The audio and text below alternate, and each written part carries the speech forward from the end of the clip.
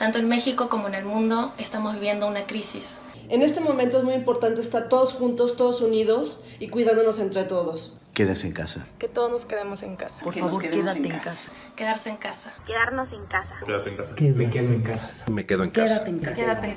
Quédate en casa. Quédate en casa. Quédate en casa. Quedarnos en casa. Que esto, como todo, va a pasar. Quedémonos en casa. Quédate en casa. Gobierno de México.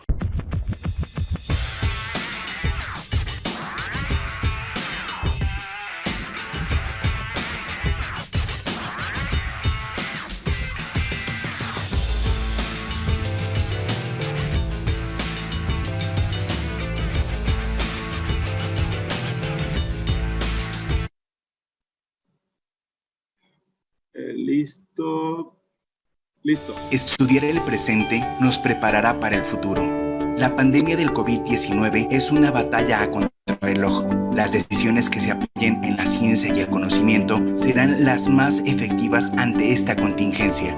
Los especialistas del Centro de Estudios Estratégicos para el Desarrollo de la Universidad de Guadalajara, creadores de Jalisco a Futuro, un instrumento para contribuir al desarrollo del Estado, ahora aplican sus conocimientos para darle respuesta a la pregunta: ¿qué pasará en Jalisco después del COVID-19? Anticipando escenarios para evitar una crisis, el estudio analiza 7 principales temas: salud pública, economía, sociedad, política, demografía, educación, seguridad. El futuro podría ser incierto, pero si nos preparamos podemos tener un mejor escenario y la capacidad de salir adelante. Conoce más sobre las conclusiones de este estudio en el micrositio jaliscoafuturo.mx.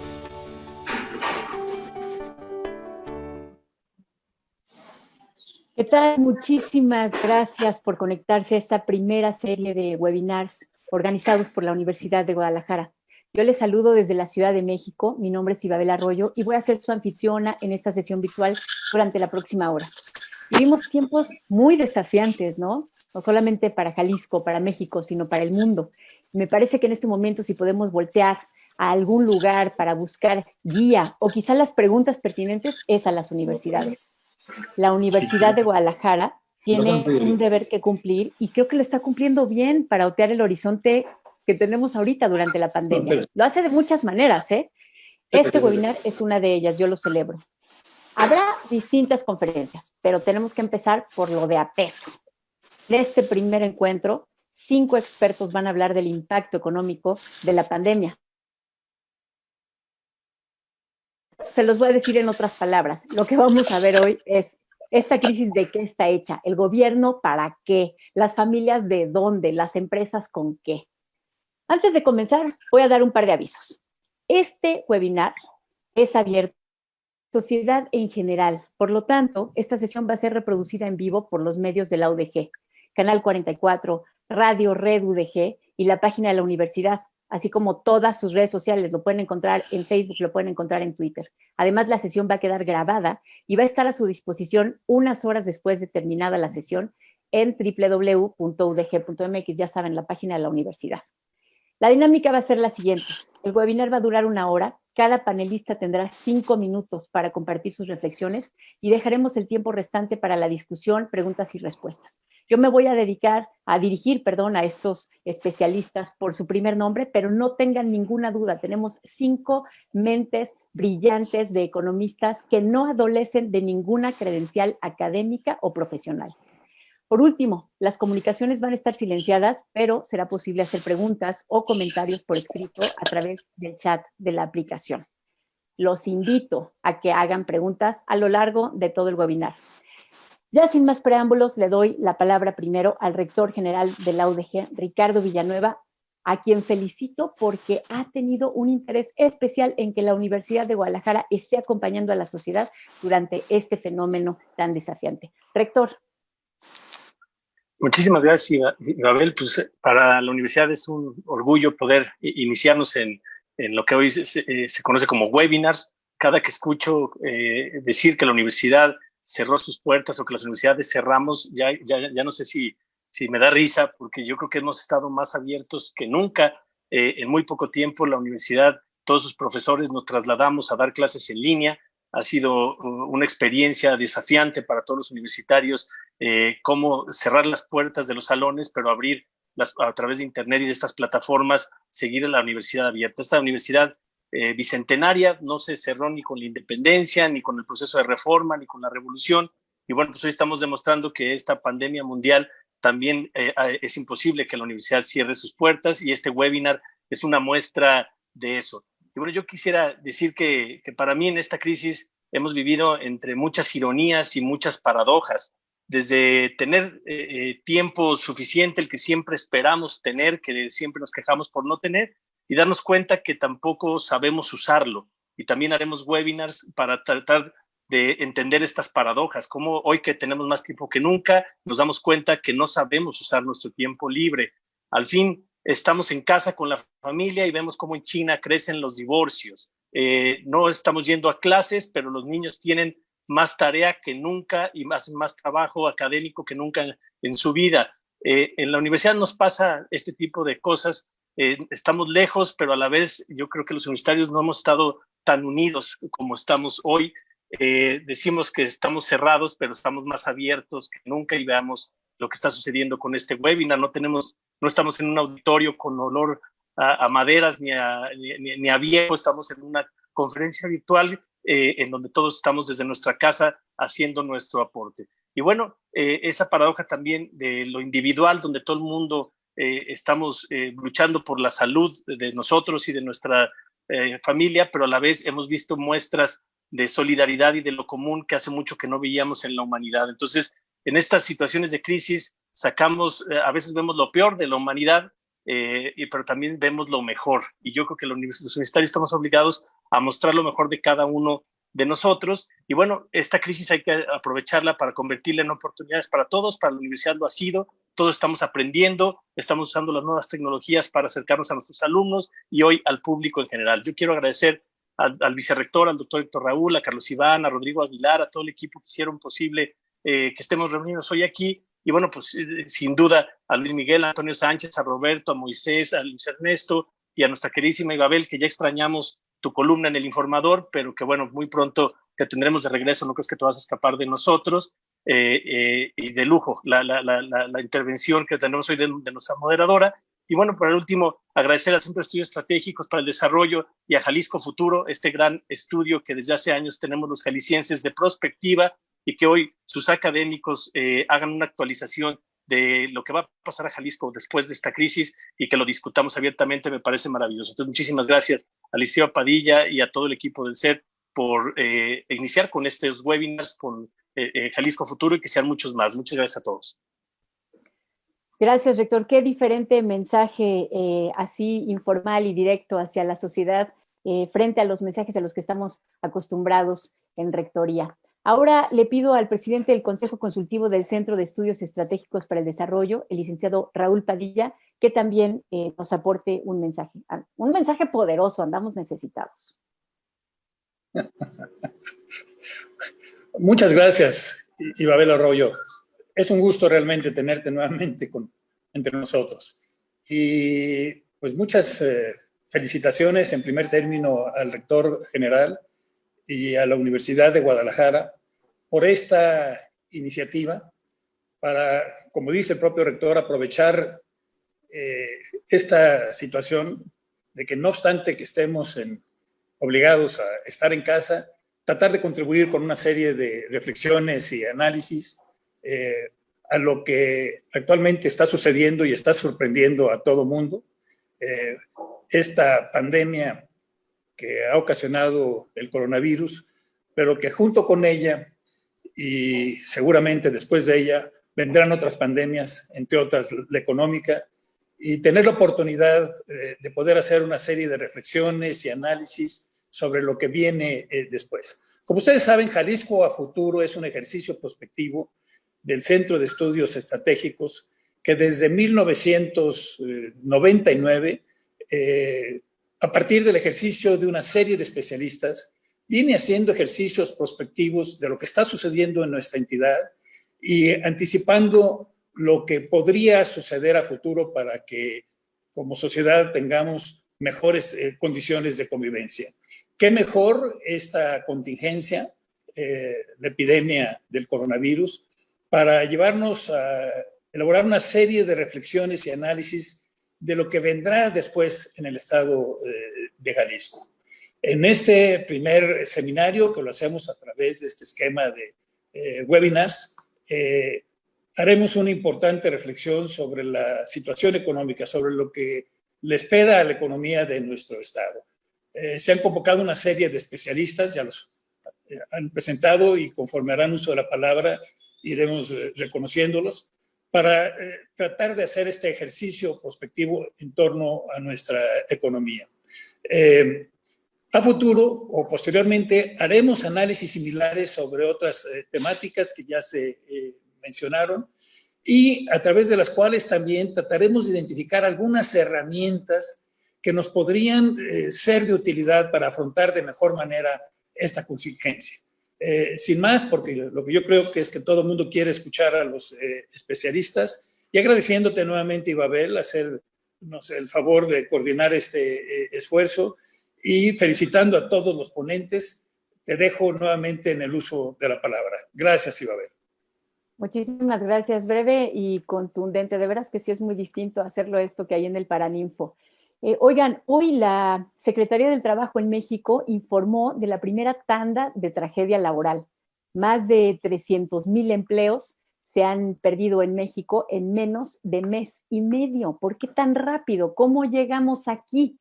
Yo no lo sé, pero por eso voy a escuchar muy atentamente a nuestro primer panelista, Luis Miguel González, director editorial del periódico El Economista. Luis Miguel.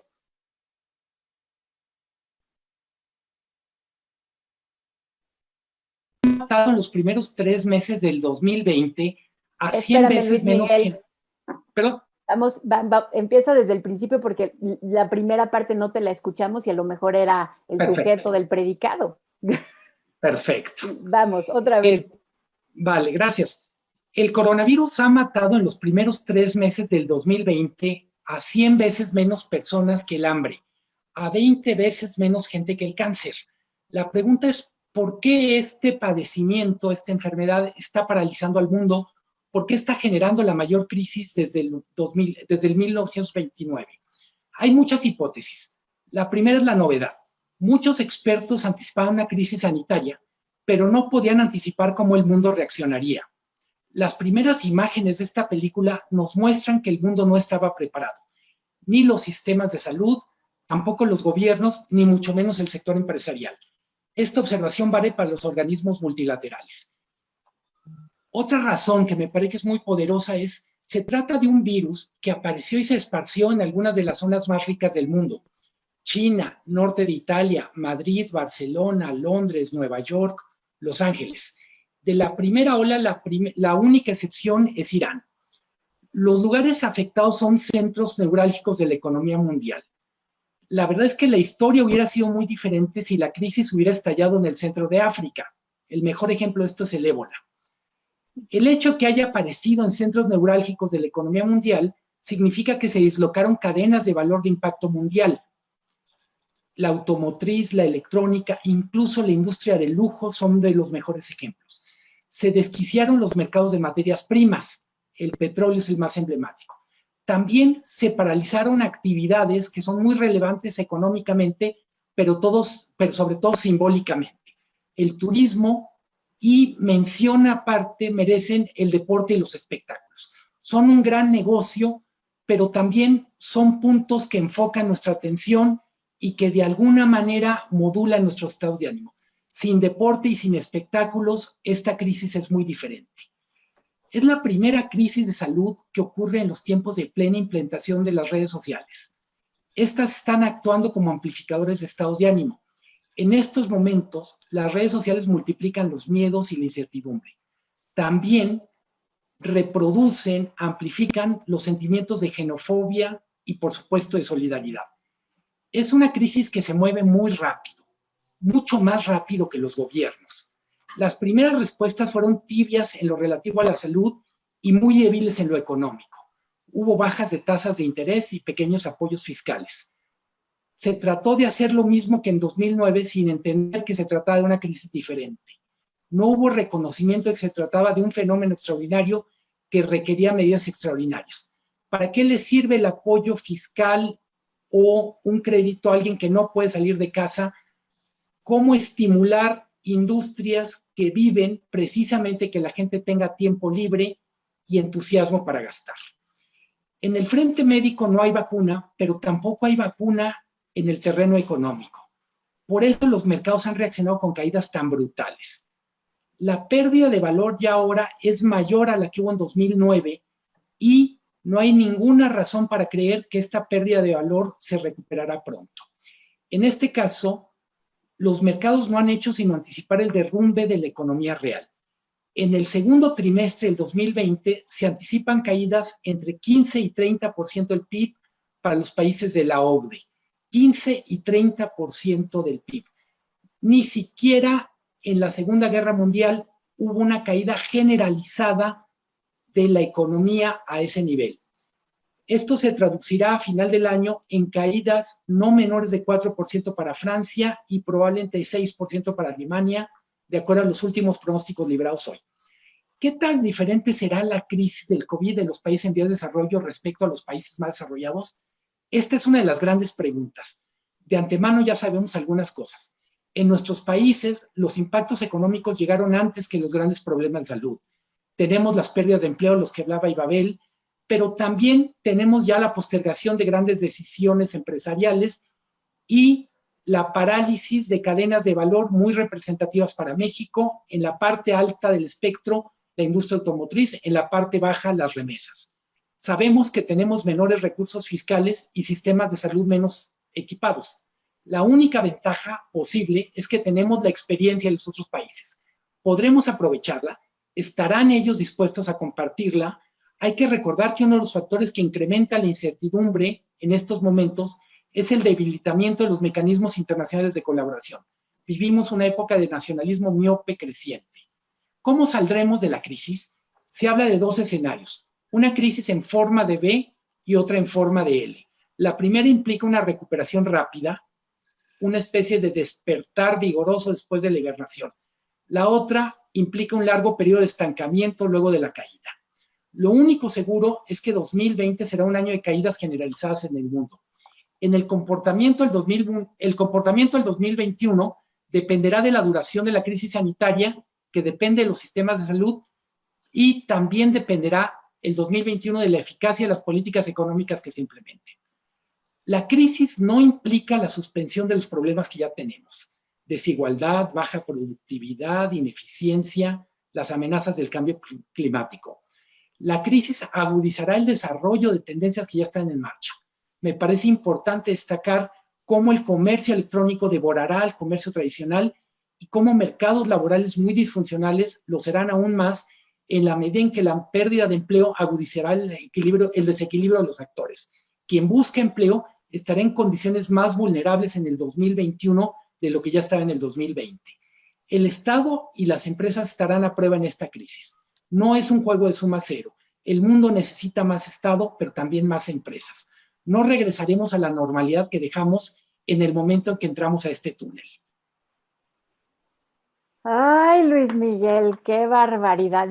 Pensé que iba a ser un poco más optimista cuando dijiste que todo esto era como de zonas ricas, pero ya que dibujaste todo el escenario, bueno, esperaremos a que la gente que nos está observando nos mande sus preguntas. Les recuerdo que pueden mandarlos a lo largo de toda la transmisión. En un momento vamos a empezar a planteárselas a nuestros panelistas y pasamos ahora a ver ¿cuál es el papel del gobierno en esto? Dijo ahorita Luis Miguel que necesitamos más Estado, pero también necesitamos más empresas. Y para esto, para que nos dé una luz, una guía o nos plantee los ejes, le doy la palabra al director de la División de Economía y Sociedad de UCEA, de la Universidad de Guadalajara, Antonio Sánchez Bernal. Antonio.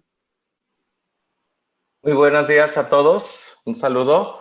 Me gustaría plantearles el símil vacacional que estamos en la playa y vienen dos olas juntas y de un tamaño enorme. La pregunta es cómo salimos de la primera para enfrentar a la segunda. Si me permiten, la primera ola, el primer momento es la emergencia del COVID. Esta, como ya se mencionó aquí, nos llegó acompañada ya con shock externos como caída del precio del petróleo, devaluación de peso y caída de la bolsa. Ante el momento de emergencia sanitaria decretado por el gobierno estatal y federal, se suspenden las actividades económicas. El consumo cae inmediatamente. El sector turismo, comercio y servicios inmediatamente ven una reducción importante de sus ventas. ¿Esto qué ocurre? El mercado de trabajo. El primer efecto de esta primera ola es sobre el mercado de trabajo y por lo tanto también se esperaría o ya se habla de un segundo golpe que sería sobre las unidades económicas. Estamos hablando en México de 5.7 millones de unidades económicas, de las cuales 4.1, la mayoría son micro, pequeñas y medianas empresas. Entonces, además, la composición del mercado de trabajo, la mayoría de personas laboran en el sector servicios, comercios y en un tercer sector manufacturero. Entonces, el efecto de esta primera ola es inmediata sobre el empleo. ¿Qué medidas se han tomado? Bueno, por decreto presidencial se dice las empresas deben mantener hasta el 30 de abril los empleos. Hoy el gobierno federal dice que se mantienen los empleos, pero algunas empresas para reducir costos están dando de baja al trabajador del Instituto Mexicano del Seguro Social. Entonces, ese es un tema importante. Y por otro lado, hay un apoyo a las MIPYMES. El gobierno del estado hizo un apoyo a las MIPYMES directamente, pero los 1,000 millones que puso a disposición de ese y otros programas, pues se fueron muy rápidos por el tamaño de unidades económicas y de trabajadores que hay que atender. Por otro lado, también el gobierno federal habló de la expansión de coberturas de programas sociales, es decir, vamos a tener los programas sociales a más gente. Ahí hay una crítica importante porque el efecto inmediato es sobre el mercado de trabajo y quizás los que están en el mercado de trabajo son los más vulnerables en términos económicos y no necesariamente la expansión de la cobertura de programas sociales les está favoreciendo. Entonces, en este primer momento, en esta primera ola, ¿cómo salimos de ella? La pregunta es, ¿cuánto durará la suspensión total de actividades económicas? Si dura mes y medio o si dura 3 o 4 meses, los resultados y los efectos van a ser totalmente distintos porque como ya lo comentó Luis Miguel, ya hay afectaciones sobre el sector exportador, sector automotriz, sobre el frente de microempresarios y el mercado laboral y por lo tanto ya el sector empresarial habla de destrucción o cierre de empresas. Entonces, ¿esto qué implica?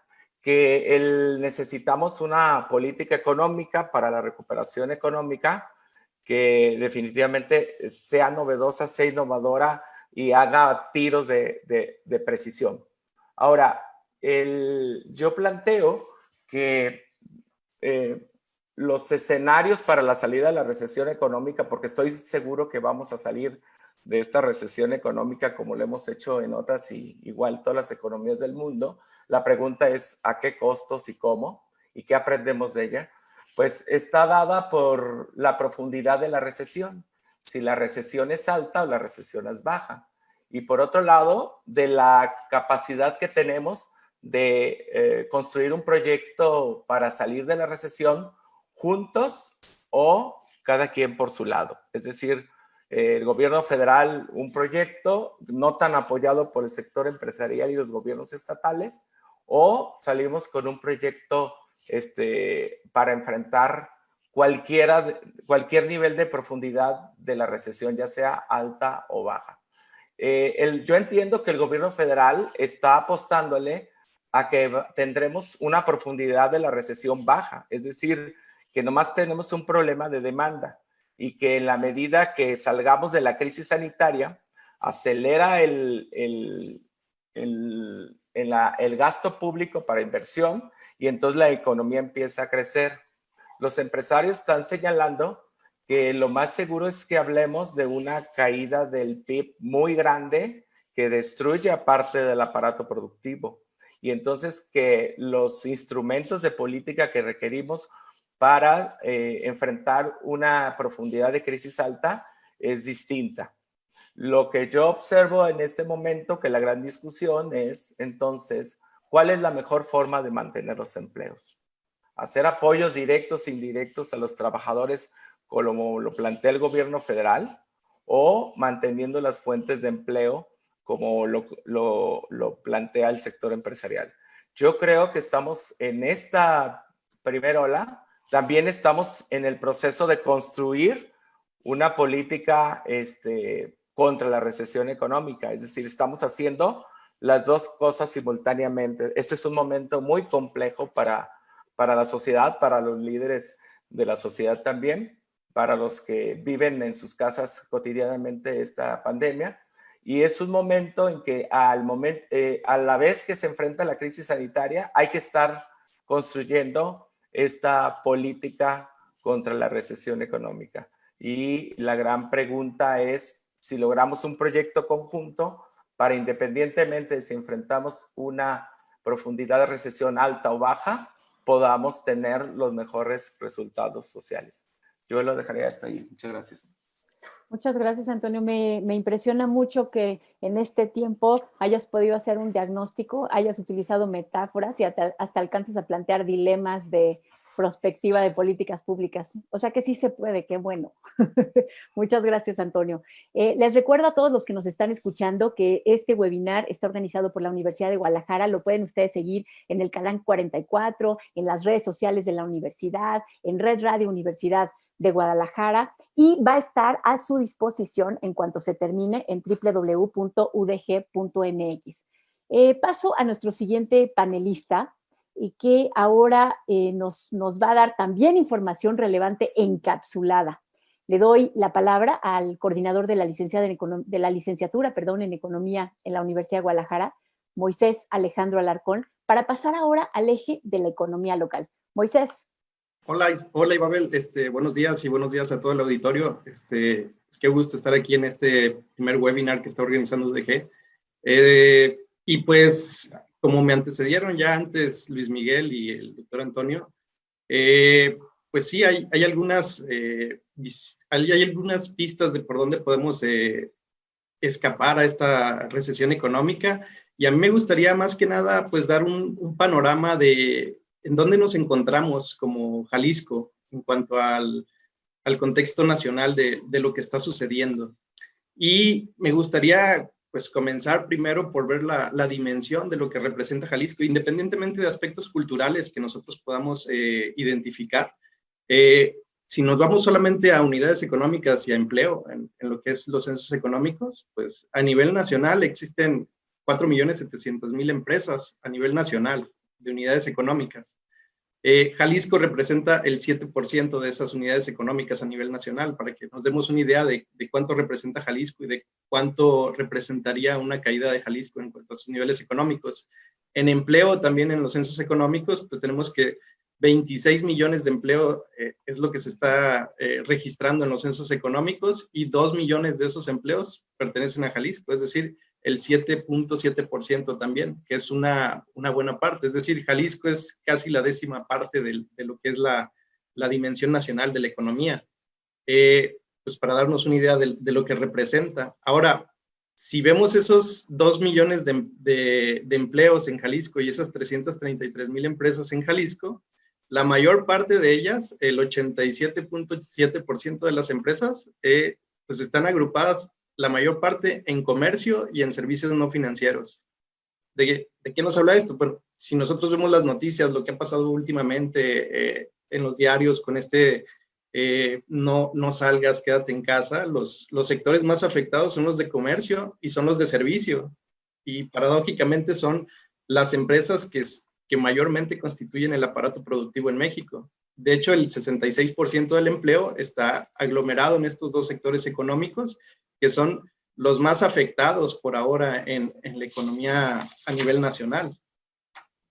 Otros datos aquí pues importantes que les podría compartir son que si dividimos a estas unidades económicas y a todo este empleo que se está generando en Jalisco y los agrupamos por tamaño de empresa en micro, pequeña, mediana y gran empresa, pues lo que podremos ver es que las pymes, que son las más afectadas en todo este contexto, pues constituyen el 99.9% de las empresas o de las unidades económicas y están aportando el 78% de todo ese empleo.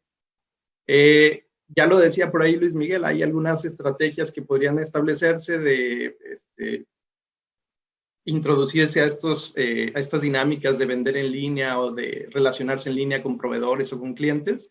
Pero si nos fijamos en las estadísticas, en promedio, en Jalisco solamente, el 75% de las empresas utilizan equipo de cómputo y el 72% Internet. Ojo, que solamente estoy diciendo que utilizan estos servicios o estos equipos de cómputo, pero no estoy diciendo que necesariamente las empresas que tienen Internet y equipo de cómputo tengan una terminal para estar haciendo cobros por este medio, ni tampoco estoy diciendo que estas empresas lancen a venderse por algunas plataformas como pudieran ser Amazon o Mercado Libre. Solamente estoy diciendo que tienen la infraestructura, pero no sabemos si lo hacen.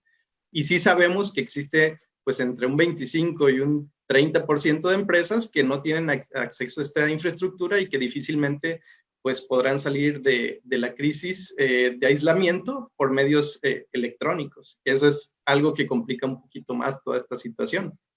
De hecho, para ponerlo también en contexto de cuál es la problemática social que se está generando por estas pérdidas de empleo que ya mencionaba el doctor Antonio, es que en las MIPYMES, solamente en las MIPYMES, si nosotros tratamos de sacar un promedio de cuántos empleos son de tipo familiar, pues allí lo tienen en el dato, el 22% de los empleos pues son familiares en las MIPYMES. Es decir, 1 de cada 5 puestos de trabajo que se están generando allí, pues son familiares de los dueños o es el mismo dueño el que puso la empresa y está pues también empleando a su esposa o a su hijo o a su sobrino o a su tío.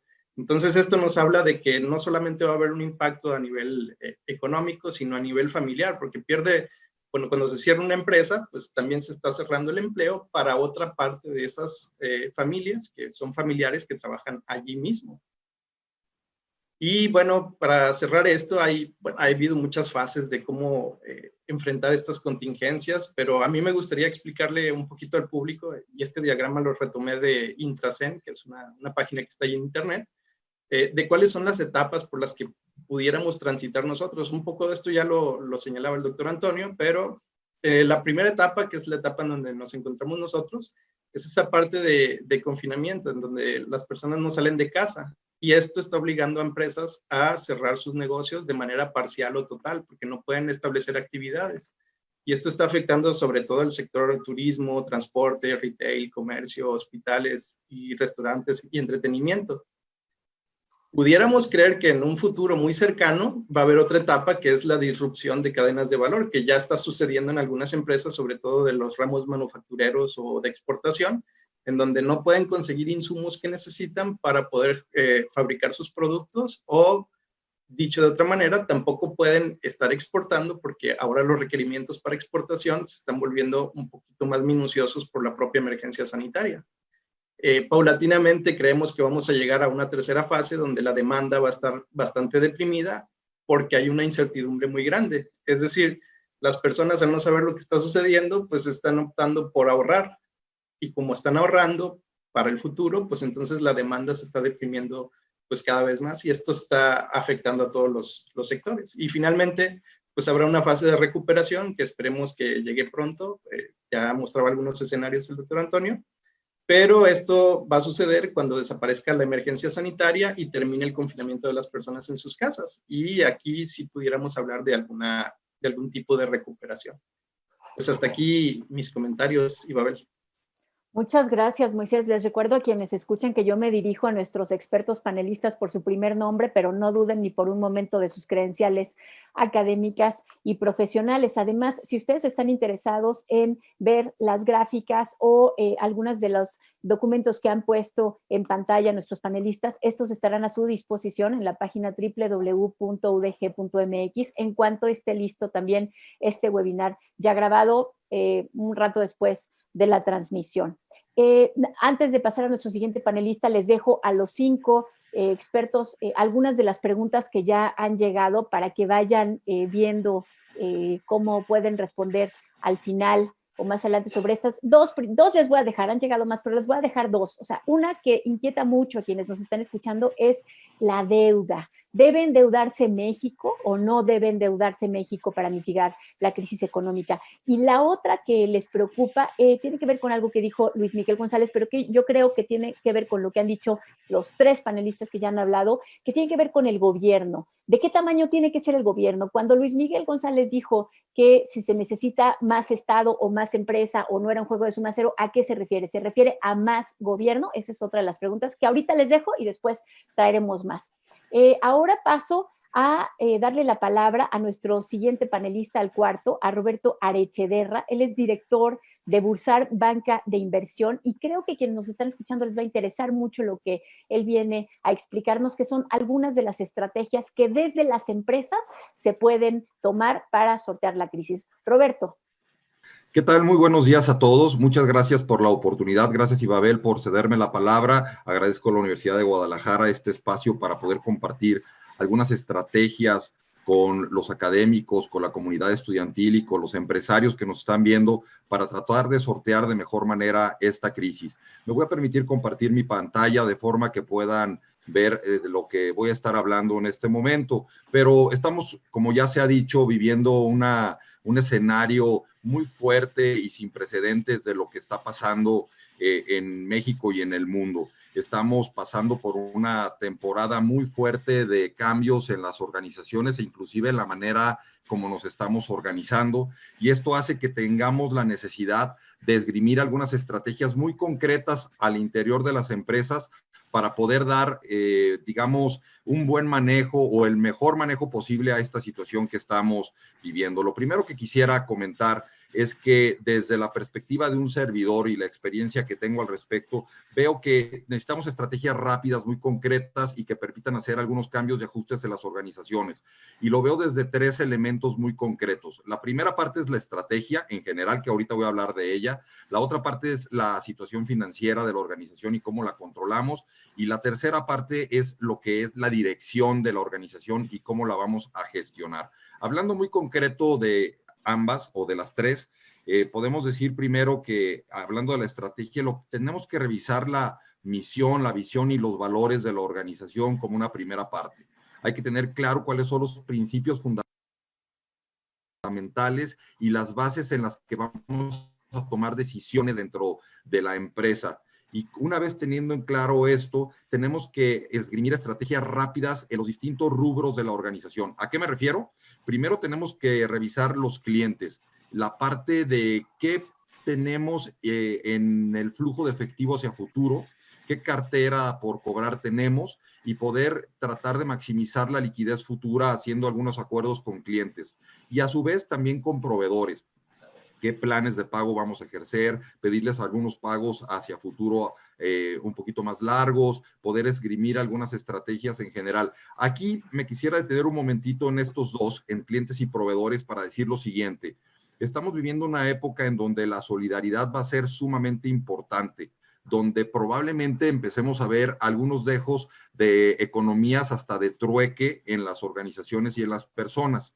Y esto es importante tomarlo en cuenta. Las empresas tenemos la responsabilidad de pagar a nuestros proveedores, a nuestros empleados, pero también tenemos la dificultad de la liquidez.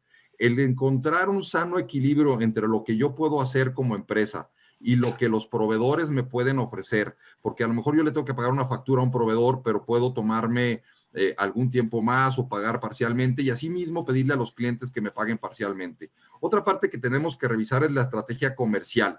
¿Cómo la vamos a esgrimir hacia el futuro? ¿Vamos a utilizar e-commerce? ¿Vamos a seguir utilizando email? ¿Cómo aprovechamos el talento de nuestra gente para poder continuar generando ingresos, poder continuar generando ventas hacia la organización? Y tenemos que también aprovecharnos de qué estrategias vamos a escribir en la parte de inventarios, en el personal, en la parte de financiamiento, si tenemos créditos y cómo los podemos usar, en la parte de tecnología. Otra parte de la estrategia que tenemos que ver es la financiera. ¿Cuál es el plan de la empresa para manejar el flujo de efectivo? Hay que decidir para qué sí y para qué no se utilizan los recursos económicos que tiene hoy la empresa y cómo podemos sacarles el mayor jugo. Hay que elaborar flujos de efectivo semanales, de manera que podamos decidir qué podemos ir pagando semana a semana, cuáles son los ingresos que voy a estar teniendo y en base a esos ingresos tomar decisiones de egreso, qué pagos puedo hacer bajo una jerarquía, entendiendo pues que la gran mayoría de los empresarios lo que estamos tratando es de sostener las fuentes de empleo. Y por otra parte, ajustar nuestro presupuesto anual. En la época que estamos experimentando, va a ser cambios muy fuertes en las expectativas de venta, de ingreso, de gasto. Efectivamente, los costos pueden ir cambiando. Vamos a vivir una nueva realidad y los presupuestos se tienen que ajustar. Claro, vivimos gran incertidumbre y hablar de un presupuesto el día de hoy pues se torna complicado, pero lo tenemos que ir planteando de forma que sea flexible y que podamos irlo ajustando conforme las circunstancias se vayan presentando en la organización y conforme los distintos cambios en la vida económica y social del país se van dando o regresando a lo que le podremos llamar una relativa nueva normalidad.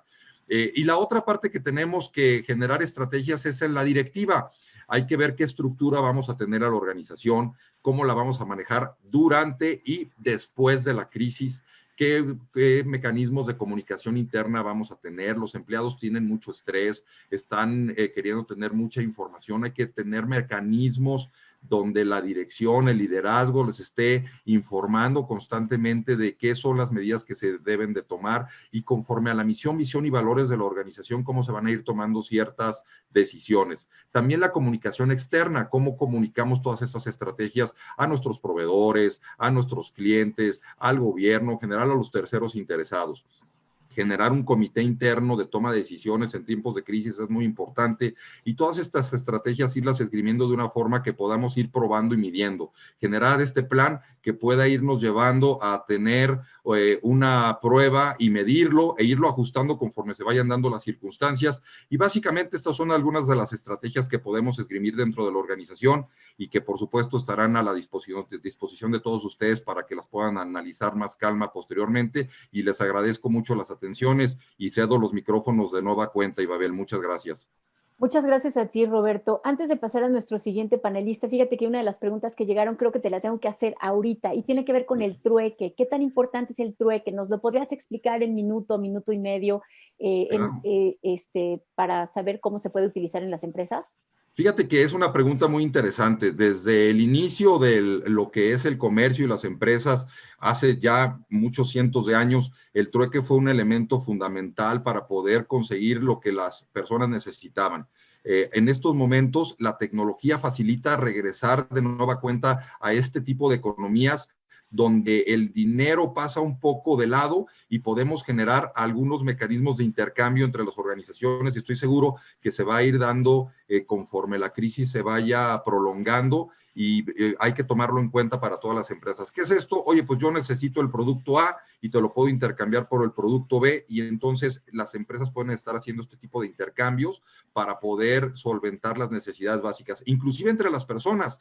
Por ejemplo, alguien que necesita algo de frutas y verduras puede hacer algún servicio para la persona que los provee, alguien que, por ejemplo, una persona que vende frutas y verduras le puede pedir a un jardinero que le ayude a cortar su jardín y a cambio de esto dar intercambio de estos servicios. En fin, vamos a ver muchas cosas que al respecto se van a ir dando. La gente con su creatividad, usando las nuevas tecnologías, va a poder llegar a muchos esquemas de estos, donde el e-commerce, donde los webinars, el correo electrónico, la nueva, digamos, los nuevos emprendimientos digitales van a dar pie para que las empresas busquen mecanismos para subsistir y las personas también.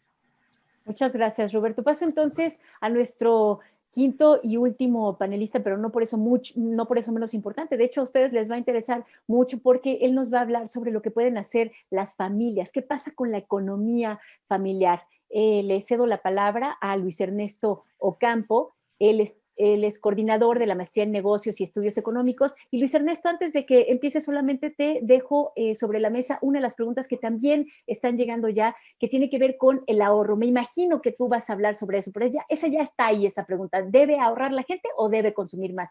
Te cedo la palabra a Luis Ernesto. Hola, buen día, Ibabel y distinguidos colegas. Un gusto estar aquí acompañándolos y aprovechando esta oportunidad para llegar a la comunidad en general e intentar dar un poco de luz o de explicaciones sobre este tema que es complejo y enrevesado. En primer lugar, voy a aprovechar lo que ya dijeron mis colegas muy atinadamente, y muchas de las cosas que ellos han comentado me servirán de punto de partida para hablar qué podemos hacer desde la perspectiva de el ingreso familiar y de los presupuestos de las familias jaliscienses para salir adelante ante esta situación en la que nos encontramos. Vale la pena mencionar, de la población económicamente activa de Jalisco, alrededor del 47.9% de las personas están ubicados en el sector informal. Esto es más o menos 1.800.000 jaliscienses, con todas las limitaciones respecto de acceso a la seguridad social o de estabilidad en el ingreso que esto representa. Si también seguimos un poco con el análisis de los datos, más o menos un 51% de los jaliscienses están viviendo con menos de 2 salarios mínimos como ingreso, lo cual nos habla de que tenemos una estructura poblacional que está viviendo al día. Este es uno de los principales problemas para que estas medidas de confinamiento funcionen de manera efectiva. Tenemos un gran grupo de la población, una gran parte, que depende de su actividad diaria para salir adelante. Y las medidas paliativas que se han implementado desde a nivel estatal están ahí, pero como ya comentaban panelistas anteriores, no hay dinero que alcance ante estas circunstancias. Entonces, ¿qué es lo que podemos hacer? ¿Cuáles son las alternativas que tenemos? Por un lado están los programas sociales, los apoyos que en alguna medida puedan ayudar a paliar parte del problema, pero como ya mencionábamos, el alcance es limitado y no alcanzará a sostenerlo por siempre. Entonces, desde la óptica de las familias es donde tenemos que actuar probablemente, es donde podamos encontrar las estrategias. Estamos en un territorio de mucha incertidumbre, como ya se comentaba, es un fenómeno nuevo, no sabemos cuáles serán las implicaciones. Y retomando lo que preguntaba Ibabel, el tema del ahorro. Un primer aspecto relevante que tenemos que tomar en consideración es la organización del presupuesto familiar. Tenemos que evitar las compras de pánico, tenemos que racionalizar el consumo en aquellos artículos que sean de primera necesidad, en las cosas que son más elementales. Pero todo esto carece de sentido si analizamos que una gran proporción de las familias jaliscienses viven al día, es decir, no tienen para ahorrar, tienen que salir a trabajar día con día. Y es por esto que retomo también elementos que ya se han mencionado previamente. Son conceptos que vienen de lo que se entiende como la economía solidaria. La economía solidaria no es un tránsito hacia el comunismo, cosas así, no. Es una economía de mercado que pone el eje o el centro en la persona, en el individuo. Y creo que es ahí donde podemos encontrar un salvavidas ante esta situación. Ya se comentaba previamente la importancia que pueden tener estas relaciones de intercambios directos, casi de trueques. Y estoy de acuerdo en que por ahí podemos encontrar una salida para los ingresos familiares. Si somos capaces de identificar en nuestro barrio la señora que hace gelatinas, el señor que sale y vende tamales, sabemos que esta puede ser una manera en la que podemos contribuir en nuestra localidad más directa para paliar esta situación. Es probablemente ahí en donde podamos encontrar las estrategias. Entonces, ¿cuál sería la idea? En un primer momento, priorizar el consumo de lo producido localmente, pero llevándolo local hasta la comunidad en la que nos encontramos. Esto puede ayudar a que nosotros mismos, en nuestros círculos más cercanos, estemos apoyándonos. Esto será insuficiente, es obvio. Habrá personas que no tendrán los recursos suficientes o que tendrán que padecer estas circunstancias. Pero si tomamos una lógica de economía solidaria en donde prioricemos a las personas y digamos, ¿sabes qué? Pues yo sé que don Beto lava carros, voy a ir con él y voy a pedirle que me eche la mano para lavar mi carro. Yo sé que doña Juanita hace tamales, entonces le voy a comprar a ella para cenar hoy.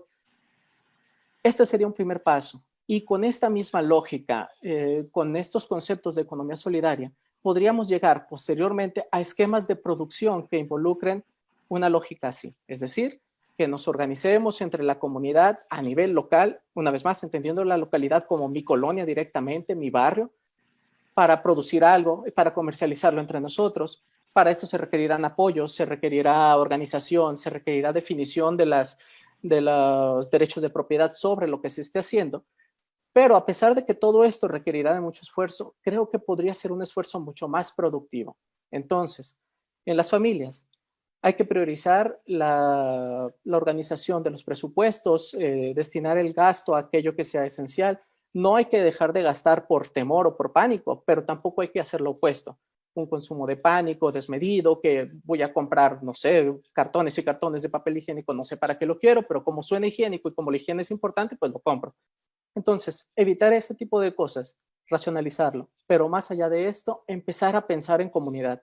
¿Qué podemos hacer para que en una economía de mercado nos ayudemos entre todos? Ese sería mi comentario inicial, Ibabel. Muchas gracias. Muchísimas gracias, Luis Ernesto. Creo que va a ser muy útil. Fíjate que me llama la atención que fuiste, creo que el más optimista de nuestros expertos, porque por lo menos dices, bueno, por aquí se puede caminar, por aquí pueden transitar los individuos. Paso entonces ahora a las respuestas a algunas de las preguntas que han planteado los participantes. Me gustaría primero ver lo que tiene que ver con la deuda, que la deuda del gobierno mexicano debe o no debe endeudarse, cuánto, en qué tiempo, cómo. No sé cómo le hacemos, levantan la mano para decirme quién. Ya, Luis Miguel, además tú, creo que, a ver, Luis Miguel González, entonces le damos audio. La deuda tiene, digamos, dos maneras de encuadrarse. El gobierno mexicano tiene efectivamente margen para endeudarse porque no tiene un nivel muy alto de deuda como proporción del PIB. México tiene un nivel de deuda respecto al PIB de alrededor del 45%. Para ponerlo en perspectiva, España está en el 105% y Japón está en el 200%. ¿Cuál es el problema con pensar en una alternativa de la deuda en este momento? Para decirlo con todas las letras, si es endeudarse para seguir haciendo dos bocas, para perseverar en el rescate de Pemex, pues francamente no tiene mucho sentido. Yo me imaginaría aprovechar el margen de endeudamiento en un contexto de reestructuración de la estrategia económica del gobierno. No, insisto, hay margen para endeudarse. México no es un país que tenga niveles muy altos de deuda, pero me parecería en este contexto un crimen endeudarse para hacer proyectos que desde antes de nacer ya tienen pinta de elefantes blancos. Antonio Sánchez levantó la mano, creo que quiere hacer también alguna acotación. Antonio, ¿le damos sonido? Espera, Antonio, todavía no tiene sonido. A ver, Germán, nuestro apoyo técnico. Déjenme ver si yo lo puedo hacer. Ahí, bueno, mientras tanto les recuerdo que esto lo pueden ver en todas las redes de la universidad. Ya, Antonio, ya tiene sonido, no te lo puse yo. Listo. Muchas gracias. Coincido y estoy a favor. Creo que el instrumento principal que tendrá el gobierno federal es la deuda pública. Solamente que coincido con lo que dice Luis Miguel, pero hay que hacerlo rápido. ¿Por qué? Porque la deuda pública mundial es 3 veces el PIB de la economía mundial. Porque los países europeos y Estados Unidos ya crecieron su deuda pública para hacer estos paquetes de recuperación económica. Entonces, así como estamos viendo que se acaban los medicamentos en el mundo y que están restringidos algunos medicamentos y equipamiento médico, también la deuda pública en un momento dado podemos llegar tarde a ese mercado. Entonces, creo que hay mucha reticencia del gobierno federal, pero no veo salida y sobre todo si la pandemia pega fuerte, la presión en el gasto de salud nos va a generar una presión en finanzas públicas muy fuerte. Gracias. Antonio, qué bueno que estoy contigo. Ya nos queda poco tiempo, pero una de las inquietudes también que han planteado los participantes tiene que ver con las etapas de las que hablaste en tu presentación y sobre todo lo que les preocupa es la escasez y el cuándo. ¿Cuándo va a llegar una etapa de escasez si es que esta llega? Bueno, creo que estamos hablando de meses, ¿no? De meses para escasez. Pero sobre todo ya se habla de una potencial escasez fuerte en proveeduría de sector exportador de punta. Esa parece ser que China ya tiene problemas de proveeduría y en alimentos afortunadamente parece que hay una estrategia sólida para mantener la cadena alimentaria, que eso es crucial en estos momentos. Ok, muchas gracias, Antonio. Bueno, nos quedan 6 minutos, tenemos muchas preguntas. Déjenme seleccionar alguna otra porque creo que por allí hay unas también dirigidas bueno, no están dirigidas a Luis Ernesto, yo se las estoy dirigiendo para que explique un poco más sobre lo que pueden hacer. Fíjense qué curioso, la pregunta tiene que ver con las jefas de familia. ¿Qué les toca a las jefas de familia hacer, Luis Ernesto? Bueno, en la estructura de la economía familiar, en México en general y Jalisco en lo particular, el papel de la jefa de familia es central. Muchos nos quejamos de la existencia de un patriarcado, pero para ser sinceros, a la hora de organizar el gasto, a la hora de gestionar los recursos, particularmente son las mujeres las que suelen llevar el control en las familias de México. Y es entonces aquí en donde tenemos que poner el foco en estos aspectos de los que hablábamos previamente. Tiene que salir de las mujeres de Jalisco, de las mujeres de México, esta visión racional de el ejercicio presupuestal, que digamos que ya más o menos existe una expertise. Tienen el conocimiento, tienen la habilidad, tienen la destreza para gestionar los recursos escasos, porque pues nuestra estructura social las ha obligado a eso, a gestionar los gastos de la mejor manera posible, y es aquí en donde digo, es una tarea para todos, pero ciertamente tenemos que reconocer que ellas tienen un camino más recorrido que nosotros para entender cómo se debe de distribuir el presupuesto. Entonces, ¿cuál sería su papel?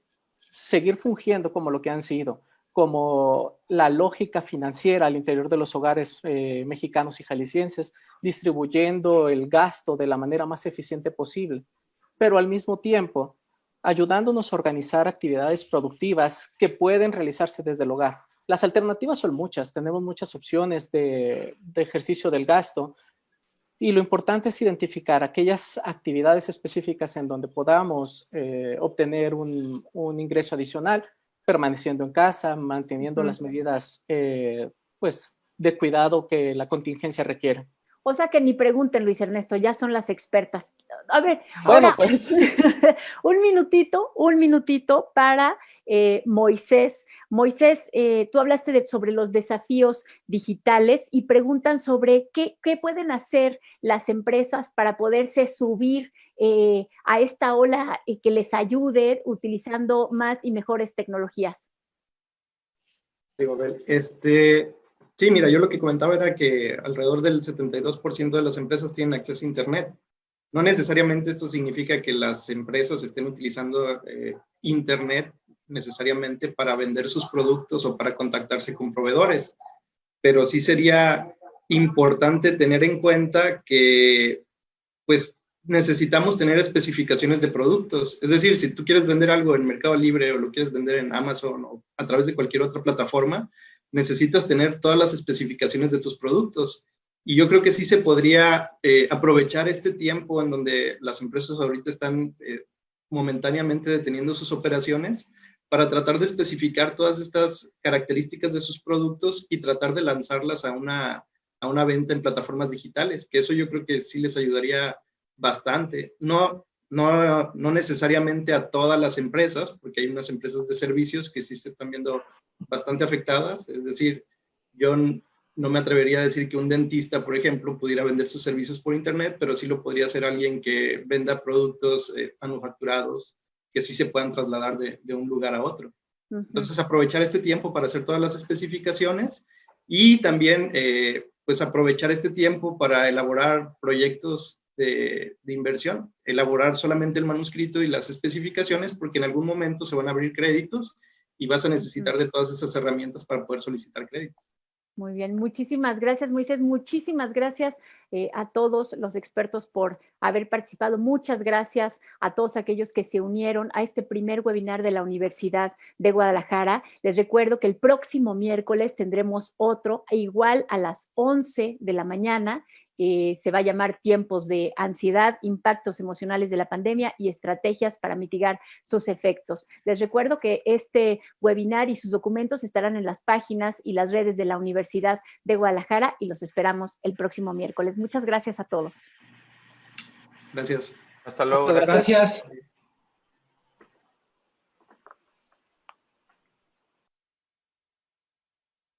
A continuación, Plaza Sésamo.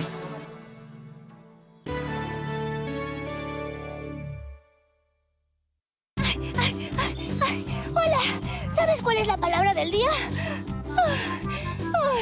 A Lola no le han dicho cuál es la palabra del día. Espera aquí un momento, ¿sí?